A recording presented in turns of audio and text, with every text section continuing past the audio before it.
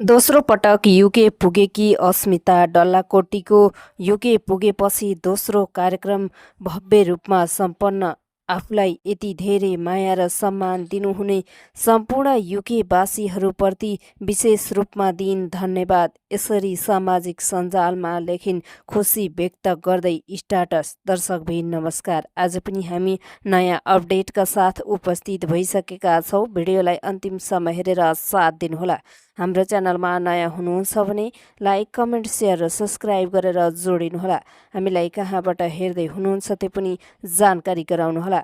दोस्रो पटक युके पुगेकी गायिका अस्मिता डल्लाकोटीले यति बेला दोस्रो कार्यक्रम सम्पन्न भयो भन्दै खुसी व्यक्त गर्दै सामाजिक रूपमा स्टाटस लेखेकी छिन्। कहिलेकाहीँ केही ठाउँहरू केवल एउटा स्थान मात्र हुँदैनन्, ती हाम्रो जीवनका सुन्दर अध्याय बनेर हृदयमा बसिरहेका हुन्छन्।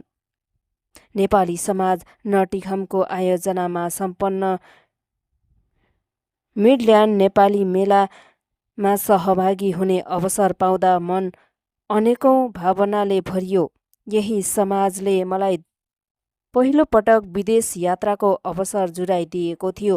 त्यसैले यो ठाउँसँग मेरो सम्बन्ध केवल कार्यक्रमको मात्र होइन, जीवनका अविस्मरणीय सम्झनाहरूसँग पनि जोडिएको छ। कार्यक्रमको कुरा चल्न साथ मेरो मनमा सबैभन्दा ठुलो रहर गीत गाउनु भन्दा पनि 4 वर्षपछि फेरि आफ्ना मान्छेहरूलाई भेट्ने थियो।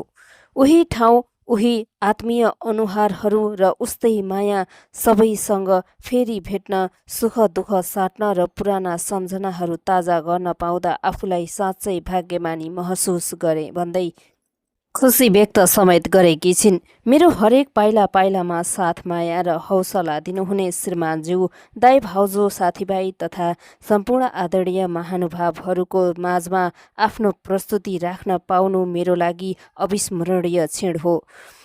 मलाई यस कार्यक्रममा सहभागी गराउन दिनरात नभनी खटिनुहुने सम्पूर्ण आयोजक टोली तथा पर्दा पछाडि रहेर योगदान दिनुहुने सबै महानुभावप्रति हृदयदेखि नै विशेष आभार।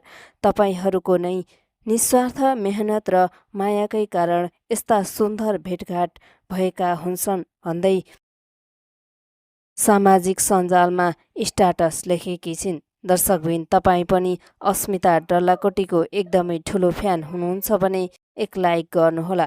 हामी भिडियोको अन्त्यमा छौँ। तपाईँलाई हाम्रो भिडियो कस्तो लाग्छ, जस्तो लाग्छ त्यस्तै सुझाव, सल्लाह अनि प्रतिक्रिया दिन भने नभुल्नुहोला।